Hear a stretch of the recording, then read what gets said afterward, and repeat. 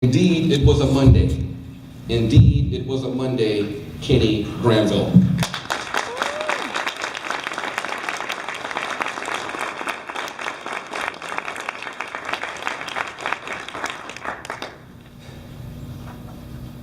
Mondays.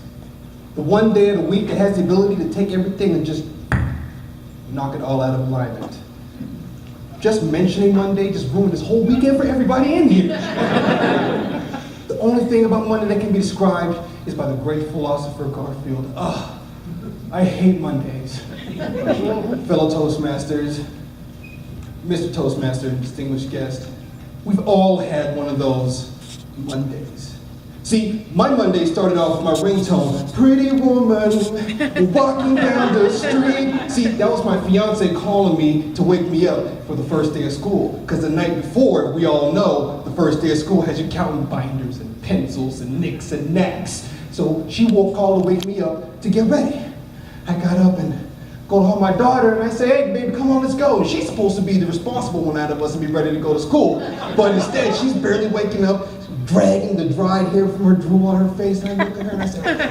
So I dragged myself from the bed to my closet to get dressed, and I didn't have enough time to really eat, so I just had the biggest tall glass of vitamin C, and I chugged that sucker down, and we were out the door heading to school. Now, this isn't the first time we were late to school, so she knew the combat art of tuck and roll, so I didn't have to really slow down. I look in the rearview mirror and I say, "Bye, baby," and she says, "Bye, Katie," and she limps off into class.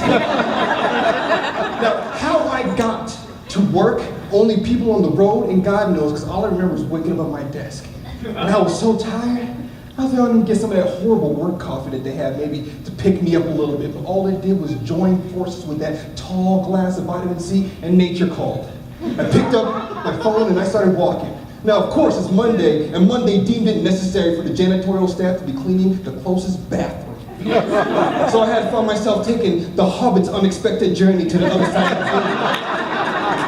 As I'm walking, I'm doing my best impression of trying to be presentable, and people walk by, they're like, "How you doing, man? How you doing?"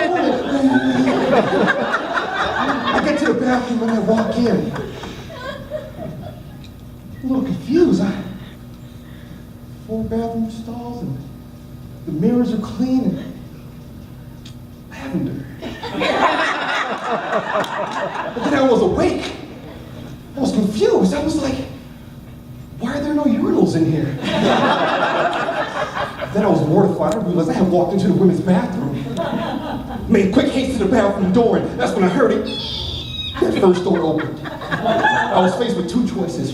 I could be that guy at work, walk into the women's bathroom, or I could do the next best thing and hide in the handicap stall. So I jarred down the hall, and I sat there, and I waited. There was footsteps coming, and they kept coming. And she passed stall number 1, stall number 2, stall number 3, and sat in stall number 4, right next to the handicap stall. Now, before I proceed, ladies, let me inform you on something, bathroom etiquette in the men's. We have 3 simple rules. Rule number 1, we do not talk in the men's bathroom. Rule number 2, we do not stand next to each other in the men's bathroom. We have personal space. There's 2 urinals, and one man is using it. I will wait my turn, good sir. Rule number 3, we do not talk in the men's bathroom.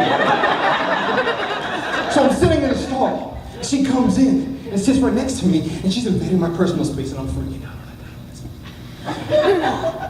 Next thing I know, I see a hand come under the stall. She said, "Hey girl, can you hand me some toilet paper?" She's talking in the bathroom. Now, I didn't know what to do. I didn't know if it was a proper bathroom handoff tissue. I didn't know if it was a lot or a little, 2 strips, like tap twice. I didn't know. So I just grabbed some and I said, she grabbed it. She said, "Thanks, girl." I didn't say anything. She said, "Thanks, girl." I said, as I'm in there, I heard it again. The bathroom door opened, and in came, "I don't know what happened, it just opened, this happened." No, it's a fine, it tastes fault, he didn't know. Women had walked in, and they talking about the weekend before, and they were consulting each other, confiding, and I'm sitting in there like, "Oh my God, what will MacGyver do?" They were talking talking and talking, and the woman in the next stall over me, she jumped in. She said, "You don't need him." And I said, "What is she doing?" And it got quiet. I looked, and the woman walked up to the stall and said, "Shh." And she was trying to come in my stall, and it was locked, so I saw her eye looking in here, and I darted to the right.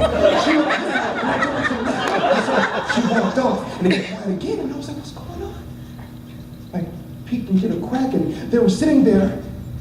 I was blinded. I got caught in a selfie. Oh my God! They were taking bad pictures in the bathroom because of the moment that they had just shared. After a while, everybody left. I waited 1 minute. I waited 2. I waited 3 just to be sure. I grabbed the stall. I'm almost there.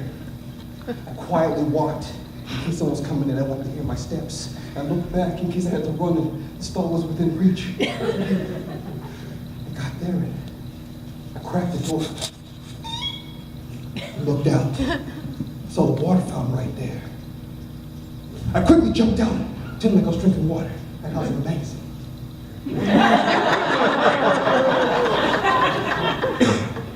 I made it.